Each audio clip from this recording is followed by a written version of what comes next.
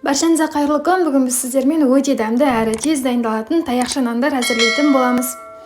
Ол үшін қамырымызды басып аламыз. Жылы су керек болады. Соған дрожжымыз бен қантымызды салып, жақсылап араластырамыз. Және 10 минутқа 5 минутқа осылай бетін жауып қоямыз, көтерілуі керек. Енді сүтімізді құямыз, қантымызды, тұзымызды, бір жұмыртқа, сұйық май және жаңағы апарымызды барлығын араластырып, қамыр басатын боламыз. Толық мөлшері төменде описаниеде көрсетілген, сол жерден көріп алсаңыздар болады. Бұл дәл сәукеле нанның тестасымен бірдей болады, қатты қылып басамыз.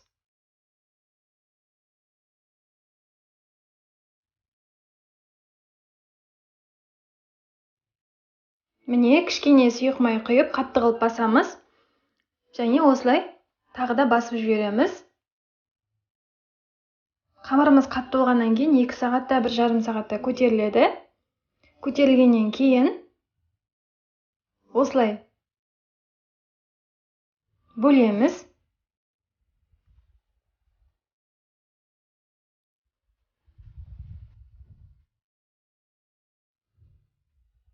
Енді лағман созғандай барлығын осылай созып шығатын боламыз. Бірдей қылып жасауға тырысу керек.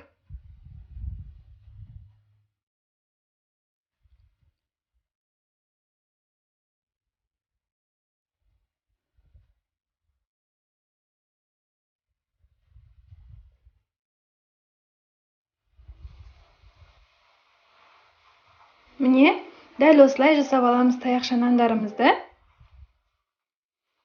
Және осылай қалған қалдықтардан осындай дөңгелек булочкалар жасап тастаймыз. Жұмсақ, өте дәмді болып шығады.